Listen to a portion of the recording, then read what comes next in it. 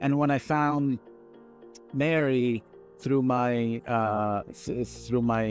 Ivy journey, it was the missing piece.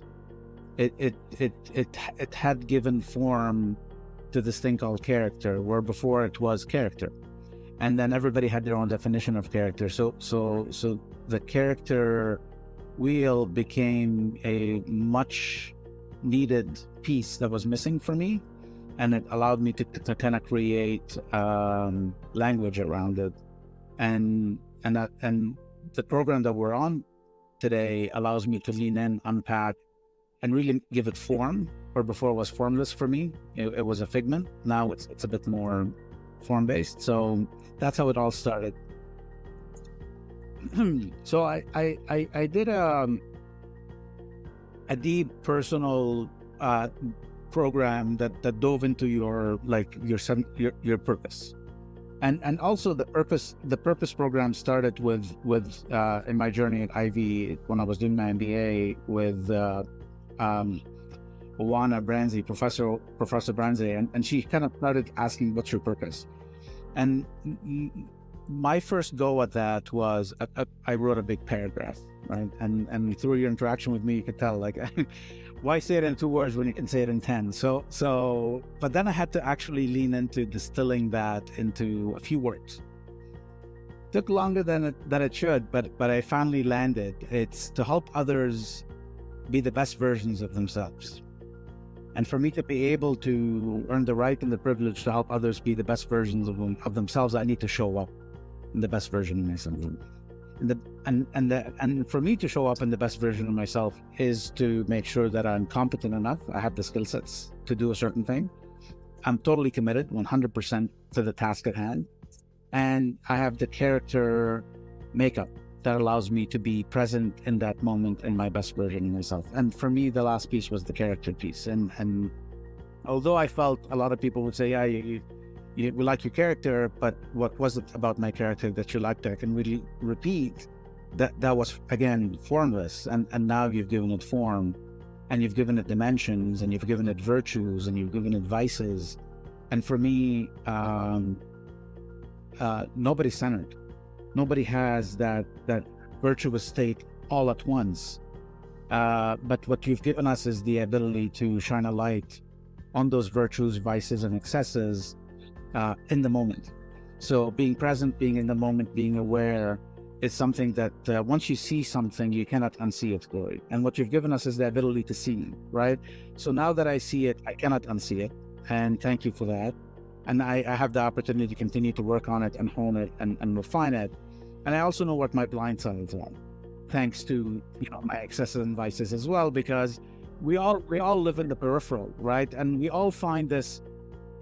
I have excesses here, I have vices here, and I'll make it all balance each other out, because some excesses, some vices, they negate each other, right? And then great. And then we become who we are, and that's why we're so unique as people and humans. But then if you're able to be aware of it and able to refine it and hone it and get to the center, everything becomes a bit more clear. And because I choose to be social, and because I want to interact with other humans, and because I don't want to be a monk living in a cave, I know I would like to be as centered as possible. And my purpose is to help. And if I want to be that person, I need to show up. And that's it. Justice was not an easy topic for me to unpack and learn. Okay, it was very hard because for me, and the way I interacted with the wheel and the way I interacted with justice and all the other virtues, by the way, was to remove judgment out of the center of the wheel and put that virtue in the center and see how it interacted with the other virtues. And for me, justice and judgment, it felt that they were so much easily, like you can have judgment as the virtue and justice at the center, because justice can require so much of the other virtues for it to actually be.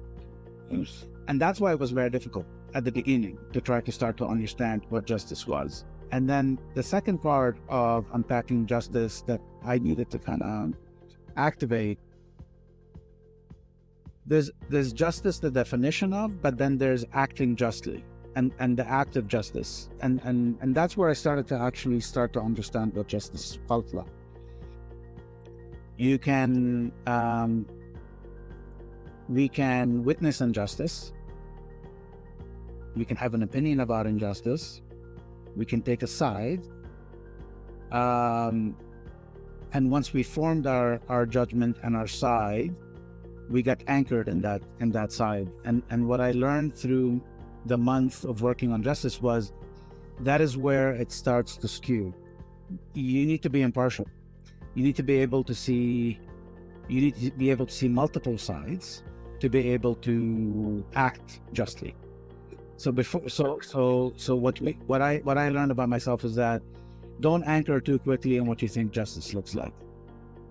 And one of the great kind of pictorials you showed us was the adults and the child looking at a game at the fence, and then you had boxes, and of course, you know, you get the 3 boxes to the child so they can see over the fence.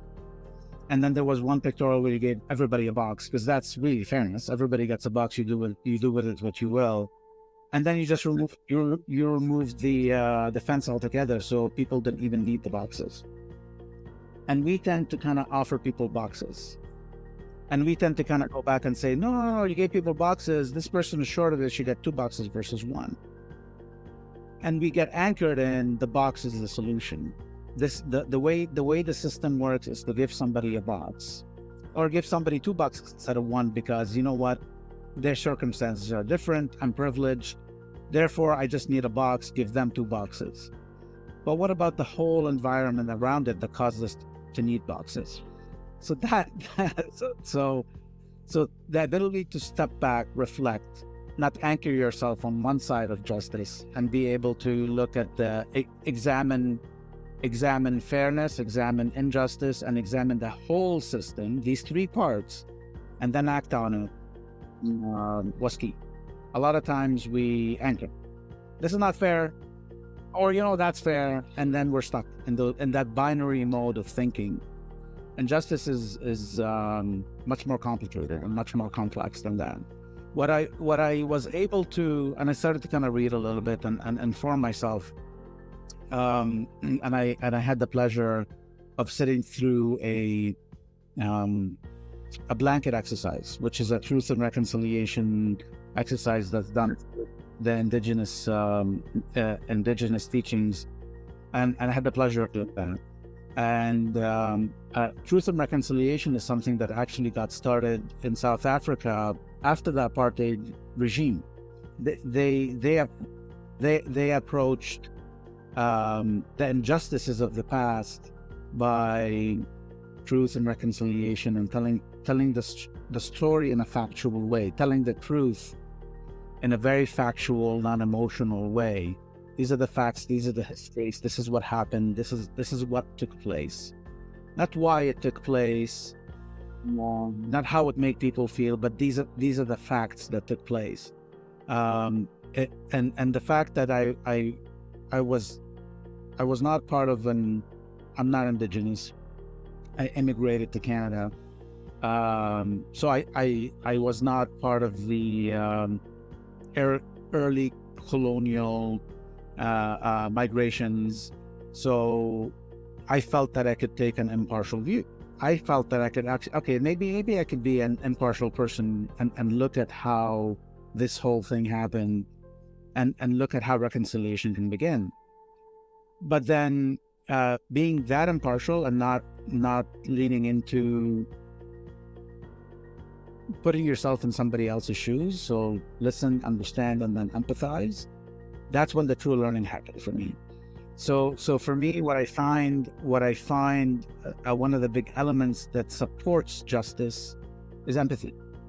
Unless you're able to empathize with the situation that is at hand, and put yourself in every single person who's in that situation, put yourself in all their shoes, not just one person's shoes, not the person that you feel that's being treated unfairly, but maybe even the person that's maybe the cause of that unfair treatment. Put yourself in their shoes and see what happened, and how it transpired. Then it starts to form. Then you're starting to think about how a fair, equitable system can be put in place. And for me, we tend not to do that.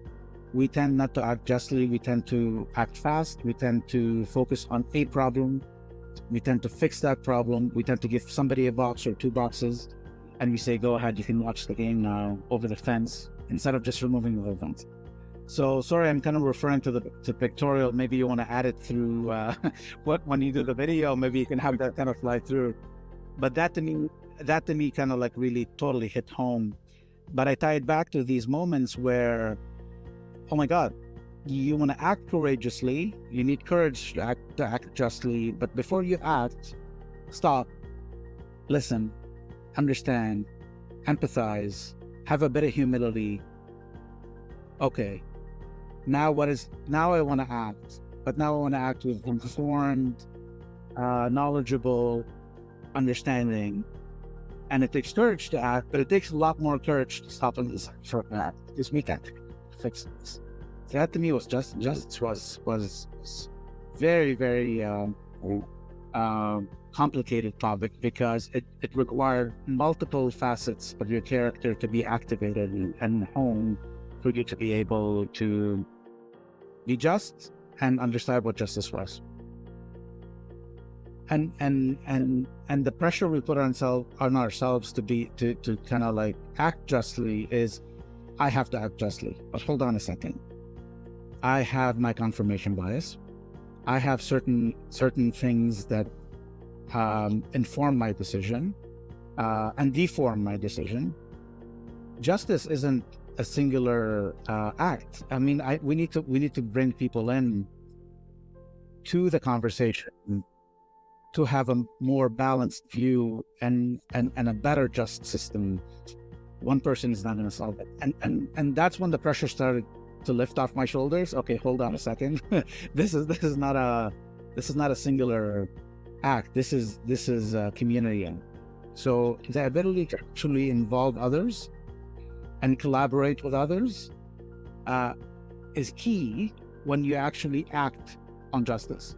And those are the parts. So reflecting on justice requires humility and empathy. Acting on justice requires collaboration and courage.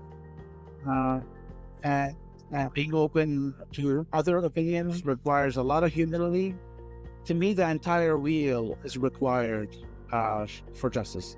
It's not just one element. And imagine if you have deficiencies or excess vices in your character traits, and we're part of this justice committee trying to kind of make things better. I'm glad justice came later in the process. I'm glad justice wasn't one of the first things we talked about from there. Look, the online sessions are carefully curated to go back and reflect on something we've been reflecting on for the whole month. So the fact that the online sessions are, let's reflect on what you've done for the last 30 days versus let's talk about what's coming next, is perfect. Because you give us the opportunity to go back and say, okay, let's debrief. So debrief session is key. I love that about the online sessions. The other part about the app and the online sessions is that all the materials are curated and available to you. And you provided us with tools to activate our psyche. Meaning, is it music? Is it through movies? Is it through quotes? Is it through other respected humans that have said something that really started to those resources were very critical, and the ability to access those resources at a moment's notice was helpful. Because if you're really focused on unpacking a certain element, a certain virtue, and you need to kind of, oh my God, what was that again? Or I need to listen to that so I can set myself in the right mindset. You provided those resources at a moment's notice and their fingertip away. So that I enjoyed. The app works really well from a library perspective and a research perspective. The last thing is the fact that you were able to have like-minded individuals who are on a journey in different parts of their journey from around the world. We can interact with each other and find out that how Canadians, Germans, people from South Africa and Europe, we're all the same. We're all seeking the same thing. We all have the same answers. So it's kind of unifying. from a human perspective, is that, we're all the same. So yes, we have differences, but those differences are shaped through experiences. But at the core, we're the same. We're looking for the same thing, and the community helping each other, lifting each other is great. So I run my own management consulting firm, and I shared that example with Mary once. I was sitting. I tend to work with CEOs of companies. I tend to give them advice and help them kind of see things that they missed. So I am their blind side. I live in their blind side. I try to find their blind spots. So it's very important for me to try to understand the character of the person I'm working with, because these people are competent. These people have commitment. These people have solved these things. These people are go-getters, and they've got character traits that made them successful at what they do. They're at the top of their game. That doesn't mean that they're complete when it comes to character. That means that they have a lot of flaws that they are not conscious of, and they've leaned into their strengths to make themselves work. Those flaws are now starting to actually affect their ability to perform at their best, and it's starting to affect the scale and the growth rate that they're there. A lot of them think there's something wrong, there's something missing. I need you to come in and help us at fixing certain things in the company because I want to go faster, but I'm getting stuck. The company's stuck. The team is not doing what I need them to do. And it's usually a character deficiency in the person themselves, not in the organization, in the team. It's they've missed something, and that something that was missed was due to a character flaw. So I was working with a CEO who had a moment. Okay, so it was asked for something very specific. He had to wait a couple of weeks, and when that something came in, it was a rendering of a project that they were building that wasn't the spec. But because he had to wait this long and the decision had to be made and it wasn't correct, he lost his shit. He lost his mind. That's when you could see the temperance piece play a big fact, and he lost his patience, he lost his scroll, lost his markers, got triggered, and everybody in the room was frozen. Everybody in the room was frozen, waiting for him to tell them what to do next. And that was the issue. His biggest complaint to me, and I had to observe that first to kind of make all the connections, and that moment needed to happen for me to be able to connect all the dots. His biggest complaint was, I need to make all the decisions. I keep installing people in certain roles, but I find that all the decisions come back to me. Well, if you're not able to allow people the safe space to make mistakes and grow from that and learn from that, and they're seeking perfection all the time, and they're looking at you as, you've set the bar high, and you demand that type of perfection without the safety of making errors and learning, you're going to have that. Everything's going to come back to you, and you're not going to be able to delegate big decisions out. You'll have to insource them. And the reason you can't scale, it's because you've reached the limit where you yourself can no longer scale. And you as one person cannot scale this business this way. You need to trust others, collaborate better. You need to have a bit more humility about other people, about yourself and other people's capabilities. You need to have a lot of temperance and allow people to fail and give them a safe space and listen, understand, and empathize. So that was the parts of his character wheel that were deficient, only because he hasn't spent time developing them. And so we've spent a bit working for the last 3 months on those pieces. And all of a sudden you see the teams taking a little bit more ownership, decisions are being made without his involvement, and things are starting to move much faster than he expected them to move within 3 months. And that was just a kind of small example of how I'm using it. The work that you're doing is incredible. The fact that I'm now able to give character, a word that was very hard to create form, to give it form. Be able to, in a very simple way, allow us to understand what the vices are, what the deficiencies are, what the virtues are, and how to kind of work, and give us the tools on how to work on honing some of these areas to be able to center, was awesome. and the fact that you created it in a way that is extremely safe to do so as you're practicing with others. So the fact that we're able to kind of play and practice and experiment was massive. It's huge because no other place exists like that today, where you're able to kind of practice character. You know, you don't have it. So therefore, it is unique in the offering that you're doing is extremely unique and extremely compelling and extremely timely, and it's very needed. So thank you for the journey you started on, and thank you for including me. I'm learning a ton about myself.